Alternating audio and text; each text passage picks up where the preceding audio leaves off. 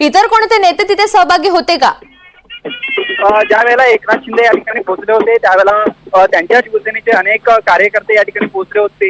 त्याआधी आदित्य ठाकरे हे दरवर्षी या ठिकाणी ज्या वेळेपासून आमदार आहेत त्यावेळेपासून ठिकाणी या नारळी पौर्णिमा सणामध्ये सहभागी होत असतात आणि त्याच अनुषंगानं जो ज्या ठिकाणी ही जेटी आहे या ठिकाणी जाण्यासाठी एकच रस्ता आहे, त्यात अरुंद रस्ता असल्या कारणामुळे ते दोन्ही नेते आमने सामने आल्यानंतर काहीसं तणावाचं वातावरण जे आहे ते निर्माण झालं आणि एकनाथ शिंदे हे माघारी निघाले तर आदित्य ठाकरे हे समुद्राच्या दिशेने आता येत आहेत। ऋतुजा, विशाल, आदित्य ठाकरे आले त्याचमुळे कुठेतरी एकनाथ शिंदे यांनी काढता पाय घेतला का? नेमकं त्यांचं लवकर जाण्यामागचं कारण काय होतं की त्यांचा कार्यक्रम इथला पूर्ण झालेला होता? नेमकं काय कारण? मुळात म्हणजे सुरुवातीला अशी माहिती देण्यात आली होती की एकनाथ शिंदे हे सुद्धा या समुद्र किनाऱ्यावरती येतील, या जेटीच्या ठिकाणी येतील, त्या करतील। मात्र ज्या पद्धतीनं ही सगळी गर्दी झाली त्यातच आदित्य ठाकरे पोहोचले।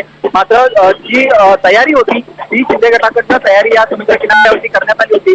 मात्र पालखीला पाया पडूनच एकनाथ शिंदे हे निम्म्या रस्त्यावरनं त्यांनी परतीचा प्रवास केला, तर आदित्य ठाकरे हे एकनाथ शिंदेना एक प्रकारे लूक देऊन पुढे आलेले आपल्याला पाहायला मिळाले। त्यामुळे पुन्हा एकदा एकनाथ शिंदे आणि आदित्य ठाकरे हे आमने सामने आलेले आपल्याला पाहायला मिळाले आणि त्याचसोबत कार्यकर्त्यांची सुद्धा घोषणाबाजी जी आहे ही या ठिकाणी झालेली होती। ऋतुजा, आदित्य ठाकरे सध्या आपल्याला त्याच दृश्यांच्या माध्यमातून पाहायला मिळतात। विशाल, पुढचा नेमका कार्यक्रम कसा आहे? कारण नारळ विसर्जनासाठी आता साहजिकच पुढे आदित्य ठाकरे सुद्धा रवाना होतील आणि तिथे ते दाखल असतील। पुढचा नेमका काय कार्यक्रम असेल? तिथे काय काय विविध गोष्टी पाहायला मिळतात? ऋतुजा, आता आदित्य ठाकरे हे या जेट्टीच्या ठिकाणी पोहोचलेले आहेत। मोठ्या प्रमाणात त्या ठिकाणी कोळी बांधव सुद्धा आहे, पारंपरिक पूजा आहे, ही पूजा केली जाईल। समुद्रामध्ये नारळ सोडले जातील। मी स्वतः आता आदित्य ठाकरे सुद्धा त्या ठिकाणी पोहोचलेले आहेत। अवघ्या काही मिनिटांमध्ये या सगळ्या समारंभाला जी आहे ती सुरुवात होईल। अगदी विशाल, धन्यवाद सविस्तर माहितीसाठी। ही दोन दृश्य आपण पाहतोय, एकीकडे एकनाथ शिंदे कोळीवाड्यामध्ये असताना तिथेच आदित्य ठाकरे सुद्धा दाखल झाले। हे दोन्ही नेते आमने सामने आले, त्यांनी काहीशी नजर एकमेकांना दिली। टफ लुक असं आपल्याला म्हणता येईल आदित्य ठाकरे यांनी एकनाथ शिंदे यांच्या दिशेने पाहताना दिला आणि त्यानंतर घोषणाबाजी झाली। एकनाथ शिंदे पुढे रवाना झाले आणि आदित्य ठाकरे हे सुद्धा कार्यक्रमामध्ये सहभागी होण्यासाठी कोळी बांधवांची भेट घेण्यासाठी तिथून पुढे रवाना झाले।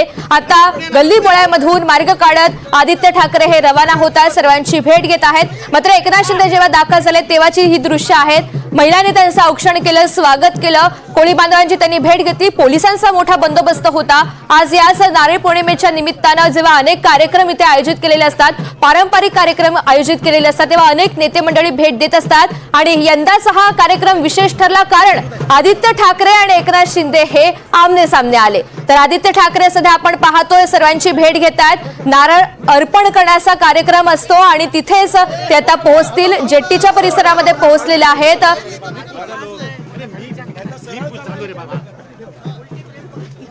वळी कोळीवाडा आज याच कार्यक्रमाच्या निमित्तानं किंवा नारळी पौर्णिमेनिमित्त पारंपरिक उत्साहात एकंदरीत नटलेला आहे। सजावट करण्यात आलेली आहे। सकाळपासूनच कोळीवाड्याच्या गल्ल्यांमध्ये रंगीबिरंगी सजावट पाहायला मिळते। काही वेळापूर्वीची ही दृश्य आहे जेव्हा एकनाथ शिंदे आणि आदित्य ठाकरे आमने सामने आले। नेमकं काय घडलं होतं हे दृश्यांच्या मार्फत स्पष्ट होतंय। पोलिसांचा बंदोबस्त होता, मात्र एकंदरीत गर्दी झाली कारण दोन्ही नेते आमने सामने आले, दोन्ही गटाचे कार्यकर्ते होते, ते आपण पाहतोय।